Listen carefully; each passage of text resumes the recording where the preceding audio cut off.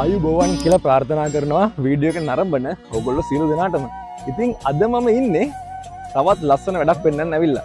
ඉතින් ඕගොල්ලන්ට මගේ පිටිපස්සෙන් පේනවා බලුවාම මම අද ඉන්නේ කොහෙද කියලා. ඉතින් පුරාණ ගල්ලෙන් රජමහා විහාරය පාදුක්ක උඩුමුල්ල. ඉතින් ලස්සන තැනක ලස්සන සුන්දර වැඩක් පෙන්වන්න තමයි මේ ඇවිල්ලා ඉන්නේ. ඉතින් මගේ පිටිපස්සෙන් ඕගොල්ලන්ට පේනවා වෙනදා වගේම තවත් දෙවන්ත පහන් කුඩුවක්. ඉතින් මල්ලි වෙසක් පෝය දැන් ඉවරයි. දැන් තියෙන්නේ පොසොන් පෝය. ඉතින් අපි මේ හදන්නේ පොසොන් පෝයට මේ ප්‍රදේශයේ තියෙන පහන් කූඩු සහ තොරන් පිළිබඳව දැනුවත් කරන්න. ඉතින් ඒ එකම මට හම්බුණා තවත් සුන්දර ලස්සන පහන් කූඩුවක් තියෙන තැනක්. ඉතින් මම මේ ඇවිල්ලා ඉන්නේ ඒ පහන් කූඩුව ගැන ඔයගොල්ලන්ට පුංචි විස්තරයක් කියන්න. ඉතින් ඇත්තටම දක්ෂෝ ටිකක් එකතු වෙලා කරන සුපිරි නිර්මාණයක් පෙන්වන්න තමයි අද මම මේ ඇවිල්ලා ඉන්නේ පුරාණ ගල්ලෙන් රජමහා විහාරයට. ඉතින් මේක තියෙන්නේ පාදුක්කේ උඩුමුල්ලේ. ඉතින් ඕන කෙනෙක් දන්නවා පාදුක්කේ පහන් කුඩුව ඒ වගේම මොරගහත යන පහන් කුඩුව අතිශය ජනප්‍රිය පහන් කුඩුවක්. ඒ හා සමගාමීව පාදුක්ක ප්‍රදේශයේම නිර්මාණය කරපු තවත් සුපිරි ලස්සන පහන් කුඩුවක් තමයි මගේ මේ පසුපසින් ඔයගලන්ට දකින්න තියෙන්නේ. ඉතින් වැඩි කතා අවශ්‍ය නැහැ. මේ පහන් කුඩුව ගැන කතා කරන්න කීප දෙනෙක්ම මාත් එක්ක එකතුලා ඉන්නවා. ඉතින් පහන් කුඩුවේ නිර්මාණකරුවා සමග තවත් කීප දෙනෙක් මාත් එක්ක එකතුලා ඉන්නවා. ඒ වගේම අපේ පන්සලේ හාමුදුරුවෝත් ඉන්නවා. ඉතින් අපි මේ සූදානම් වෙන්නේ මේ සුන්දර පහන් කුඩුවේ කතාව ආරම්භ කරන්න. එහෙනම් වැඩි කතා අවශ්‍ය නැහැ. අපි යමු වීඩියෝ එකට මේ ට්‍රැවල් සවාරිය.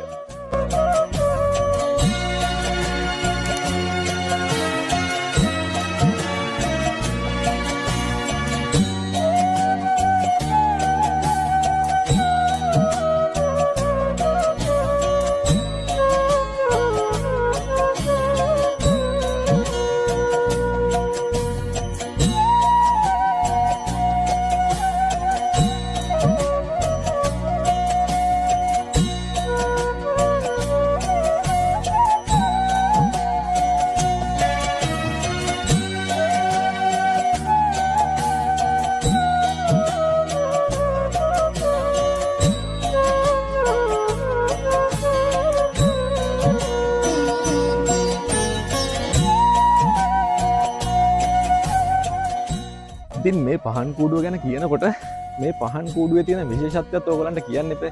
නැත්නම් ඉතින් වැඩක් නැහැනේ. ඇත්තම කතාව මේ පහන් කූඩුව වෙනස්ම විදිහේ සංකල්පයක් ගෙනව පහන් කූඩුව. ඉතින් මේ උඩුමුල්ලේ පන්සලේ තියෙන පහන් කූඩුවේ සංකල්පය තමයි මහා මායා දේවිය දුටු සිහිනය. ඉතින් හරිම ලස්සනට ඒගොල්ලෝ නිර්මාණය කරලා තියෙනවා. ඉතින් සජීවීව ඒ අවස්ථාව S2කට දකිනවා වගේ ඒ ආකාරයටම නිර්මාණය කරලා තියෙනවා. දැනට සාහෙන දුරකට අවසන් කරලා තියෙනවා. ඉතින් මහා මායා දේවිය දුටු සිහිනය, එතකොට මහා මායා දේවිය සැතපෙලා ඉන්න විදිය, එතකොට සුදු ඇත්පැටවෙක් මහා මායා දේවියගේ වටේ සක්මන් කරන එක. ඉතින් මේ හැමදේම ඉතාමත් අලංකාරව ලස්සනට නිර්මාණය කරලා තියෙනවා. ඉතින් මම කතා කරලා වැඩක් නැහැ. මේ නිර්මාණය කරපු ඒ නිර්මාණකරුවන් එක්ක අපි දැන් මේ කතා කරන්න තමයි මේ සූදානම් වෙන්නේ. ඉතින් මම කලින් කිව්වා වගේම මේ උඩුමුල්ල පහන් කූඩුවේ විදුලි කාර්මික ශිල්පී මහත්මයා මාත් එක්ක එකතුලා ඉන්නවා. ඉතින් මම කතා කරනට වැඩිය ලස්සනට මේ මහත්මයා මේ සම්පූර්ණ කතාව කියයි. ඉතින් ආයුබෝවන් අයියේ, ආයුබෝවන් මල්ලි. ඉතින් මොකද්ද මේ දකින්න පහන් කූඩුවේ තියෙන විශේෂත්වය? ඉතින් අපි ගොඩක් දුර ඉඳලා ආවා ඔයගොල්ලන්ගේ ඉල්ලීමට. ඉතින් ලස්සන පහන් කූඩුවක් මේ වෙනකොට ඔයගොල්ලෝ නිර්මාණය කරලා තියෙනවා. ඉතින් අපිට මේ වීඩියෝ එක බලන අයට අපි මේ පහන් කූඩුව ගැන විස්තර කියමු. ඔව් අපි උඩුමුල්ල පුරාණ ගල්ලෙන් විහාරයේ අපි සියලුම දෙනාම සමාජිකයෝ. එතකොට අපි මෙවර අපි මහා මායා දේවියගේ සිහිනයක් පිළිබඳ වෙන දර්ශනයක් තමයි මේ පාර අපි මේ දර්ශනීය පහන් කූඩුවට නිර්මාණය කිරීමට අපි කටයුතු කරගෙන තියෙන්නේ. ඉතින් ඒ අනුව අපි මෙම විදුලි බල්බ 2000කින් පමණ සමන්විත විශාල පහන් කූඩුවක් තමයි මෙවර අපි ඉවත් කරලා තියෙන්නේ. ඉතින් අපි බලාපොරොත්තු වෙනවා මේකින් මහා මායා දේවිය දුටු සිහිනය පිළිබිඹු කරන එක අපි විශේෂත්වය එකයි එතන සුදු පැටි ඇවිල්ලා ඒ සිහිනේ දකින ආකාරය තමයි අපි පිළිබිඹු කරන්නේ. ඉතින් අපි මේ පුරාණ ගල්ලෙන් විහාරය විශේෂ පන්සලක් මේක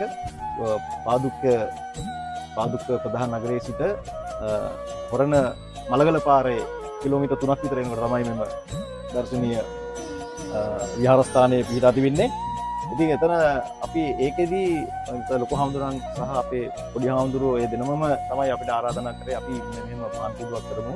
ඒක නිසා සියලුම දෙනා මේ ගමේ ඉන්න සියලුම දායක මහත්මයාගේ උදව්ව උපකාරය ඇතිව තමයි මෙවර අපි මෙම දර්ශනීය පහන් කූඩුව මේ උඩුමුල්ල මේ පුරාණ ගල්ලෙන් විහාරයේ අපි පටන්ගන්න කතියා කරගෙන අපි ඉතාගත්තේ මෙම දර්ශනය පහන් කුඩුව මෙවර පොසන් පොහොය නිති කොටගෙන ප්‍රදර්ශනය කරන්න කතිකා කරගතේ යනවා. ඉතින් ඕගොල්ලෝ දැක්කා මේ අපේ ඉලෙක්ට්‍රීෂියන් මහත්මයා ඉතින් විස්තරේ සම්පූර්ණයෙන්ම කිව්වා මේ පහන් කුඩුව ගැන.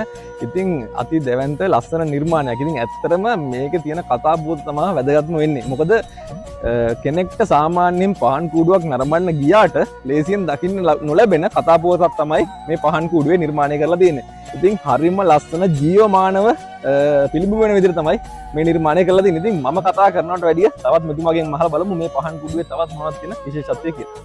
ඔව් විශේෂත්වය මල්ලි මේකේ අපි විශේෂයෙන් අපි විශේෂ කැටයමක් හදලා තියෙනවා. ඒක කෙනෙකුට දැක්කහම හිතෙනවා මේක විශේෂයෙන් අර කැරකෙන එකක් තියෙනවා. ඒක ඇතුලෙන් අපි ફોකස් කරලා තියෙනවා මෙහෙම පෑන් එකක් කරගෙන විදිහට. ඒක නමුත් ඒ කරගෙනව නෙමෙයි, ඒක කැටේම තමයි ඒක හදලා තියෙන්නේ. ඒකත් එක විශේෂත්වයක්. ඒ වගේම පැටව් අපි කරගෙන හදලා තියෙනවා. පැටව් විශාල ප්‍රමාණයක් කරගෙන හදලා තියෙනවා. ඒ වගේමයි මේක කළු ඩිමයි කොලෙන් තමයි අපි මෙවර අපි නිර්මාණය කරලා තියෙන්නේ. ඊට අමතරව තව අපි මේ මහාමායා දේවියගේ දුටු සිහිනය පිළිබඳව තමයි විශේෂත්වය මේකේ. මම හිතන්නේ අපි දැකලා නැහැ. මම දැක්කයි අර මේ ඇත් පැටයකුත් හදලා පැත්තකින් තියලා තියෙනවා ලස්සනට. ඔව්. ඇත්තටම ඇත් පැටියෙකුත් මේ අපි නිර්මාණය කරලා තියෙනවා ලස්සනටම. සුදු ඇත් පැටියෙක්. ඉතින් ඒවට ගොඩක් විශ්වාසීලා මේ අපේ සියලුම නිර්මාණකරුවන් විශ්වාසීලා තමයි ඒක නිර්මාණය කරලා තියෙන්නේ. ඉතින් ඒකත් විශේෂත්වය. මොකද අපි දැකලා තිබුණේ නැහැ එවැනි නිර්මාණ. අපි දකින්න කියන අහඹු සිදුවීමක් තමයි දකින්න ලැබෙන්නේ නැහැ. සාමාන්‍යයෙන් පහන් කූඩුවකදී මේ වගේ නිර්මාණයක් දකින්න ලැබෙන්නේ බොහොම කලාතුරකින්. මොකද හැමතැනම තියෙන සාම්ප්‍රදායික කලාව සාම්ප්‍රදායික පහන් කුඩු නිර්මාණය. ඉතින් මෙතෙන්ට අහම සාම්ප්‍රදායික පහන් කුඩු නිර්මාණයට වැඩිය ඊට එහා ගියපු ලස්සන නිර්මාණයක් තියෙනවා. කතාපුවතක් තියෙනවා. ඔයගොල්ලන්ට සියසින්ම දැක බලා ගන්න පුළුවන් විදිය. ඉතින් මේ පහන් කුඩුව ගැන කතා කරනකොටත් මේක ගැන කියන්න දේවල් ගොඩක් තියෙනවා කියලා මම කලිනුත් කිව්වනේ. ඉතින් මේ පහන් කූඩුව ප්‍රධාන කූඩුවත් කැරකෙනවා, පැටවුනුත් කැරකෙනවා, එතකොට කණුත් කැරකෙනවා, ඇතත් කැරකෙනවා, තව ගොඩක් දේවල් තියෙනවා. ඉතින් ඊටු ටික මෙතුමගෙන් අහමු මේ කූඩුවේ ප්‍රමාණය ඉදලම. ඉතින් හරි කොහොමද මේකේ ප්‍රමාණය උසාවි 22ක් පමණ උසයි. ඒ වගේම සියලුම පරිවාර කූඩු අපි කැරකෙන ආකාරයෙන් තමයි හදලා තියෙන්නේ. ඒ වගේම මේකේ තියෙනවා අර යහන තියෙන කොටසක් තියෙනවා. ඒකේ කණු 6ක් තියෙනවා. ඒ කණු 6ක් කැරගෙන තමයි අපි හදලා නිර්මාණය කරලා තියෙන්නේ. ඒ වගේ විශේෂත්වය තියෙන්නේ මල්ලි මේකේ කොහොමවත් අපි දකලා නැහැ යහනක් මේ තියෙන කූඩුවක. නමුත් දැන් මේක අපි යහනක් නිර්මාණය කරලා තියෙනවා. ඇත්තටම සිරි යහනක් ඒක. ඉතින් මහාමායා දේවිය සිහිනය දුටු ඒ යහන වෙන යහනක් අනිවාර්යයෙන්ම. ඉතින් ඒක අපි විශේෂයෙන් අපි ඒක තමයි විශේෂත්වයක් තියෙනම පහන් කුඩුවේ. එතකොට අඩි 22ක් පමණ උසයි. ඒ වගේම මේක පළලින් අඩි 15ක් පමණ පළල තියෙනවා. ඒ වගේම විශේෂත්වය තව විශේෂත්වයක් මේකේ තියෙනවා. මේ මල්ලි මේකේ අපේ මේ කැපිටිවල මේ චන්ද්‍රාලෝක අපේ ලොකු හඳුනන වාසිය තමයි අපිට මේ දර්ශනීය පහන් කුඩුව මෙතන පන්සලේ අපි මේක නිර්මාණය කරමු කියලා ආරාධනා කළේ. නැත්නම් අපි මීට කලින් අපි තුමතාවක් දර්ශනීය පහන් කූඩුවක් නිර්මාණය කරලා තියෙනවා. ඒක අපි නිර්මාණය කළේ මේ පන්සල් මේ අවට තියෙන මේ අපි උතුමුල්ල පුරාණ ගල්වෙන් විහාරයේ තියෙනවා කොටාස 18ක්. ඒක එක කොටාසෙ තමයි අපි හිටියේ. අපි කියන කොට්ටවත්ත කියන කොටාසේ. එහෙන් ඒක අපිට ඉඩකඩ මැද නිසා අපි හම්බුත් එක්ක කතා කරාම ලොකු හම්බුත් අපිට දැනුවත් කළා අපි මේක පන්සලේ කරමු දරුවනේ කියලා. ඉතින් අපි ලොකු හම්බුනාගේ ආරාධනාව මුදුනින්ම පිළි අරගෙන උන්වහන්සේලාගේ අනුදැනුම අවවාද අනුශාසනා ඒ සියල්ල ඇතිව තමයි මෙම දර්ශනීය පහන් කුඩුව මෙවර අපි එම උඩුමුල්ල පුරාණ ගල්වෙන් විහාරයේ නිර්මාණය කරන්නට කතිකා කරගත්තා. ඉතින් ඇත්තම කතාව තමයි ඇත්තටම පහන් කුඩු නිර්මාණය කරන අයට තියෙන ඒ ලොකුම ගැටලුවක් නෙමෙයි මේ ඉඩකඩ ප්‍රශ්නේ. මොකද පහන් කුඩුව හදන්න තැනක් තියෙනවා, සෙනඟ ටික අහම ඉන්න තැනක් නැහැ, පොල්මක් හදාගන්න බෑ, එක්ක පාර අහු වෙනවා. ඉතින් ඒ වගේ දෙයකට ලොකු අවස්ථාවක් තමයි මේ පන්සලකින් සලස්වන්නේ. මොකද පන්සලකට සාමාන්‍යයෙන් යම්කිසි ඉඩකඩ ප්‍රමාණයක් තියෙනවා. ඉතින් ඒ වගේම පන්සල ගැන ගොඩක් කට්ටිය දන්නවා. ඉතින් අපිට අර ලොකේෂන් එක දානකොට තැන ගැන සම්දිස්ථානයක් දෙනකොට අපිට ඒ තැන සඳහන් කරන්න හරිම ලේසි. මෙන්න මේ පන්සලේ කියලා කිව්වහම ගොඩක් කට්ටිය දන්නවා. ඉතින් ඒ හින්දා මේ වගේ අවස්ථාවක් උදා කරලා දීපු අපේ හමුරන්ට විසඳුම් දෙන්න ඕනේ. අපි කැමති වෙලාවේ අපේ චන්ද්‍රාලෝක ලොකු හමුරුන් වහන්සේට විශේෂයෙන් අපි සූටියක් දෙනවා. මොකද මේ ගම වෙනුවෙන් උන්වහන්සේ ඉදිරියට ඇවිල්ලා මේ අපිත් එක්ක කතා කරගෙන මෙම දර්ශනීය පහන් කූඩුව මෙවර මෙම අවුරුද්දේ සිට දිගටම අපි මෙම පන්සලේ මේ පත්වමු කියලා අපිට ආරාධනා කරලා අපි ඒක උන්වහන්සේලා අපි විශේෂයෙන්ම අපි ගරු කරනවා. උන්වහන්සේ ආරාධනා කිරීම. ඉතින් මේ මාත් එක්ක කතා කරේ මේ පහන් කූඩුවේ විදුලි කාර්මික ශිල්පී මහත්මයා. ඉතින් තව කට්ටිය ඉන්නවා කතා කරන්න. අපේ පන්සලේ හාමුදුරුවෝත් ඉන්නවා අපිත් එක්ක මේ ගැන කතා කරන්න.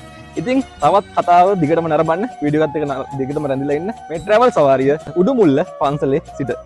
ඉතින් මම කලිනුත් කිව්වා මේ පහන් කූඩුව ගැන කතා කරනකොට කතා කරන්න කීප දෙනෙක් ඉන්නවා කියලා. ඉතින් මාත් එක්ක මේ වෙනකොට එකතුලා ඉන්නවා මේ පන්සලේ විහාරාධිකාරී මිද්දනී අපේ හාමුදුරුවෝ. ඉතින් අවසරයි අපේ හාමුදුරුවනේ මේ පහන් කූඩුව ගැන කතා කරන්න. ඉතින් හාමුදුරුවන්ට මොනවද මේ සුන්දර පහන් කූඩුව ගැන කියන්න තියෙන්නේ? අපේ උඩුමුල්ල පුරාණ ගල්ලෙන් මහා විහාරස්ථානයේ මේ වසරේ අපි අපේ විහාරස්ථානය තුළ මේ පහන් කූඩුව ඉදි කරනවා. ඉතින් ඇත්තටම අපේ විහාරස්ථානය ඉතාම පෞරාණික විහාරස්ථානයක්. ඉතින් අපි කල්පනා කළා අපේ විහාරස්ථානය තුළ තියෙන වටිනාකම තවත් වැඩි වෙන්නත් ඒ වගේම තමයි මේ විහාරස්ථාන භූමියේ ඉතාම අලංකාර පහන් කූඩුවක් නිර්මාණය කරන්න අපි තීරණය කළා. ඉතින් අපේ තරුණ පිරිසත් එකතු කරගෙන අපේ මధుර මහත්මයා ඒ වගේම මංජුල මහත්මයා ඇතුළු අපේ තරුණ පිරිස එකතු කරගෙන අපි මේ ලස්සන පහන් කූඩුවක් මේ වසරේ අපේ විහාරස්ථානයේ ඉදි කළා. ඉතින් මහා මායා දේවිය දුටු සිහිනය පිළිබිඹු කරන පහන් කූඩුවක් තමයි අපි නිර්මාණය කළේ. ඉතින් ජුනි මාස 29 වන දින පොසොන් පුර 15ක් පොහෝ දිනයේ දවසේදී අපි මේ කූඩුව ප්‍රදර්ශනය කරනවා. ඒ වගේම තමයි 30 වන දින, ඒ වගේම තමයි ජූලි මාස 1, 2, 3, 4 කියන දිනවල අපි මේ කූඩුව ප්‍රදර්ශනය කරනවා. ඉතින් අපි මේ බලන ඔබ හැම දෙනාගෙනුත් ඉල්ලා සිටින්නේ අපේ උඩුමුල්ල පුරාණ ගල්ලෙන් මහා විහාරස්ථානයට පැමිණිලා මේ මහා පහන් කූඩුව දැක බලා ගන්න ලෙස අපි හැම දෙනාටම ආරාධනා කරනවා. ඉතින් දැන් මම ඔයගොල්ලන්ට මේ පෙන්වන්න හදන්නේ මේ පහන් කූඩුව නිර්මාණය කරලා තියෙන තැන.